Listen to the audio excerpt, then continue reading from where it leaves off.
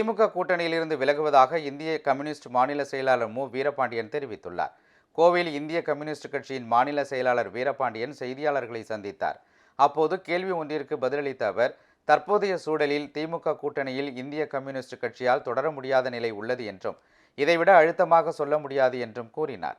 கடந்த 2 நாட்களாக நடத்திய ஆலோசனையை தொடர்ந்து திமுக கூட்டணியில் இருந்து விலக முடிவு செய்யப்பட்டது என்றும் அவர் கூறினார். திமுக, அதிமுக, தவேக ஆகிய கட்சிகள் ஜனநாயக கட்சிகள் என்றும் அவர் கூறினார். திமுக, அதிமுக, தவேக ஒரு ஜனநாயக சக்திகள்.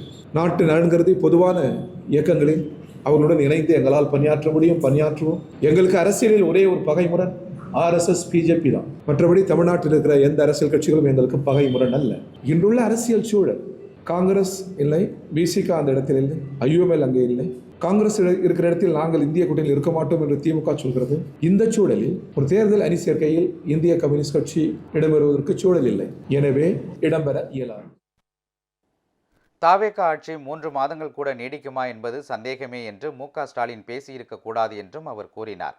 சட்டப்பேரவை தேர்தல் முடிவுகளுக்கு பிறகு காங்கிரஸ், மார்க்சிஸ்ட் கம்யூனிஸ்ட், இந்திய கம்யூனிஸ்ட் கட்சிகள் திமுக கூட்டணியில் இருந்து விலகியுள்ளது குறிப்பிடத்தக்கது. இதனிடையே காரைக்குடியில் செய்தியாளர்களிடம் பேசிய முன்னாள் நடுவண் அமைச்சர் ப. சிதம்பரம், திமுக கூட்டணியிலிருந்து விலகும் இந்திய கம்யூனிஸ்ட் கட்சியின் முடிவை ஏற்கத்தான் வேண்டும் என்றார். தவேக ஆட்சி 5 ஆண்டுகள் நீடிக்கும் என்றும் அவர் கூறினார்.